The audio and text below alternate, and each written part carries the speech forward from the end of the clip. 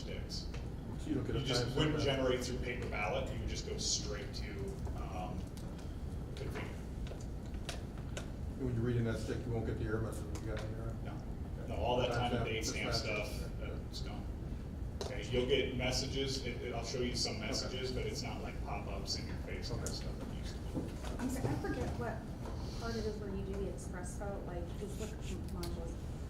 No, you're fine. It's been a minute since I've been over there, so I've lost my ballot brains, but, you know, I understand probably that the functionality is the same as what we currently have, but we're not familiar at all with like setting up the express vote Right. now, so.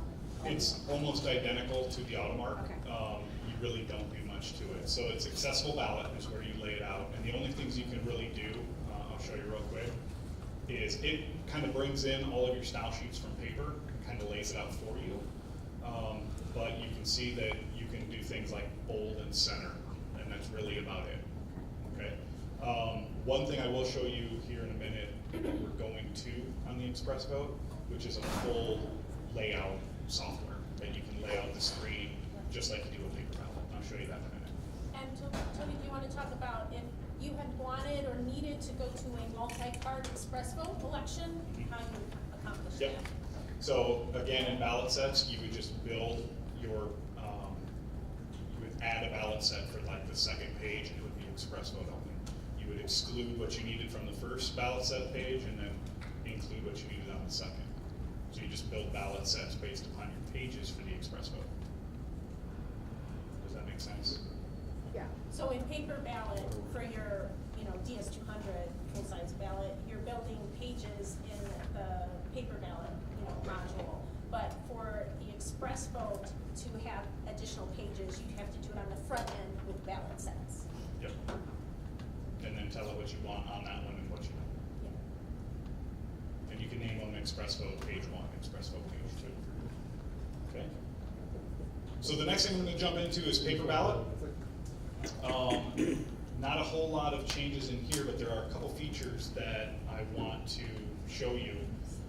We have what we call special frames now, and they're called initial boxes and review boxes. And these can both be used on regular paper ballots or the express vote cards. What initials boxes are, I'll turn them on so you can see what they look like. You'll see these little boxes right here, okay? And then this box right here. And I can move these around anywhere on the ballot I want, front, back, wherever. What this does is it requires, if it's an initial box, it requires the poll worker to put their initials in it before the DS200 or the express vote will scan the card. So they would have to put their initials in there before it would be accepted. Okay, it's just a little bit more security, so somebody can't just take a blank card and shove it in there, right? They would have to have the initials there.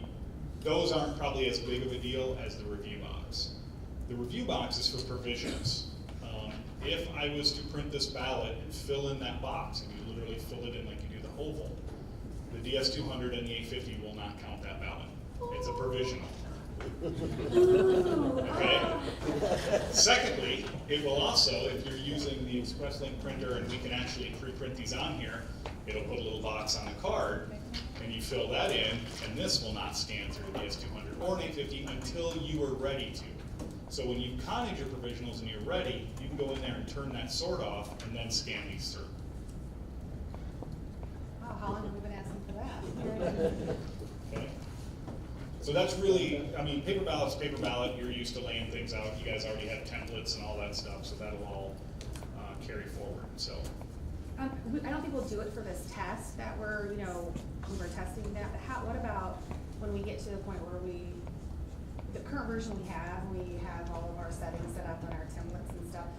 How about getting from the version we have now into the 6,000 Sure. or whatever this is, 6,020 or something? I mean, because I don't think it's a smooth transition from the current like that. We probably would be able to do it, but Ballot templates Right. move forward. Yes. You use your import files and just save your templates on the election that you have now. Save it. So you would just come up here, File, Save Template to a file, and then you can just apply that template to the new version. You have to relink your contests, I Yep. believe, but election templates don't move forward. Right. okay. Is that a thought in a future version of not having to? Yes. there's talks about that. But currently, that's what you do, is import, load your template. If you have to assign the style sheets again to contests, you know, you would just go down and do those linkings. Some of those do carry over, though, just depends on how it imports. And on a slight side note, in 6,000, election templates would move forward, election template to 62. Yeah, that's true. If you have anything built in 6,000 right now, you can actually create a backup and restore it into 6020. There's no database change between those two. Okay. Any questions on paper ballot? I'm not going to go into everything because you guys use this. Outside of that, there's not a whole lot in here that's changed. I just wanted to highlight those two features. This is where you have to turn those on, by the way. Okay, so you have to turn them on here in paper ballot to get them onto the express vote. Okay. Now, one thing I'm going to talk about real quick is going forward. I'm going to switch this over to this election. I want to talk really quick about this module right here, which is called touchscreen ballot. So we developed this to develop the ExpressVote XL and the touchscreen DRE. But what we decided is we're going to move this forward to the ExpressVote. So using this, you can actually lay out in 6100 that's coming, okay, 6100, you'll actually be able to lay out a full-face ballot like this on the screen of the ExpressVote. And I just want to bring it up quick and let you see what that looks like. So it does the same thing. It uses style sheets. It lays out very similar to paper ballot, and you can lay out a ballot so your ExpressVote screen would look just like that. So if you were to go in here, and I can actually preview, that's PDF.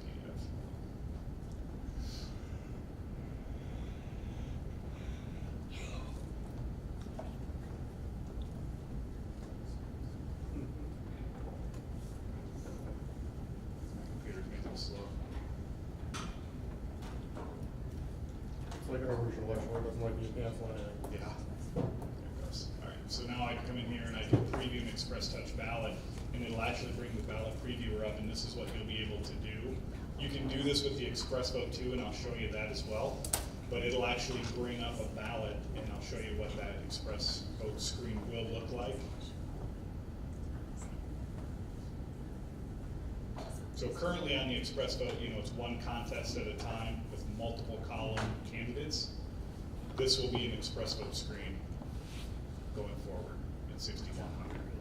So you can do 3 columns, 4 columns, and I got everything front and back on this ballot to fit on one screen of that ExpressVote. Okay? So that's something that we're moving to. So at 6100, that's what you'll have. Does that make sense? And again, super easy to lay out. It's just like laying out a paper ballot. You just use style sheets and lay it out. Could you import it from paper ballot into that and get them both, so you don't have to lay it out once? No, because they're two separate Two separate. things, yeah. Okay, so I just wanted to show you that, that's somewhere that we're going to. What's the time frame for 6100? Like, 6100 is in development now. I think it's slated to be certified. I think it goes into certification, I think it's next year. Is it next year? This summer, 6100 goes into cert? Anticipate it being EAC certified by the end of 19. Yeah. So actually, end of 19. End of 19. Okay, but I just wanted to show you that's where we're going. Currently, right now, if I wanted to preview, just like you can with the AutoMark, I can come here and I can preview my ExpressVote ballot. I can listen to the audio. I can do everything right here on the screen. I don't know if you guys use that with the AutoMark now. Do you preview it on the screen at all? Rarely. Rarely? Yeah. Well, you can do that with the ExpressVote as well. It brings it up, you can click through, and it'll actually read it to you. And I'll show you real quick what that looks like. And I just wanted to add that, you know, in the instance where you do have a lot of contests on the ExpressVote card and it's not fitting, you get a warning that, well, a message that's telling you it's not going to fit. And so you have a few different options, but you can talk about how you can make things fit. So this is the ExpressVote previewer, and you can, again, just click through. And as I'm clicking, I don't have my sound on right now, but if I'm clicking through, it's saying, so I can listen to how it's saying, candidate names, and all that. the way you do audio right now for the AutoMark, how you export and import, you use Toolbox, same process, except you're just gonna export a different spreadsheet. It's for Express Vote, and then you'll import those, same thing you're used to. Okay. So I can click through the whole ballot, just to test it out, if I wanna do that. Okay.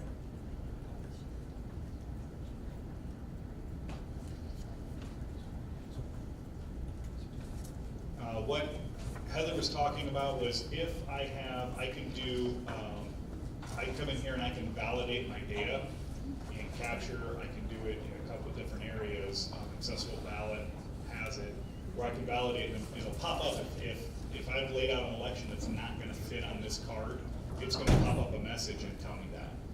And then what I can do is I can come into configure and I can go down to the Express Vote settings and I can actually change the card print size. Right now it's set to large font, a blank line between each race, right? There's a blank line. I can actually get rid of that blank line to save space. And I can actually wrap text or I can truncate the text, which just means it puts the ... again to save space. So we have a couple different options that we can do to try and save space on cards before you have to go to like a 2-page card. And there's also the 2-column on the Express Vote screen. Right. For candidates, if the candidates don't all fit, you have so many candidates in a contest, it's going onto another screen, you can decide to wrap it into another column on one screen. Yep.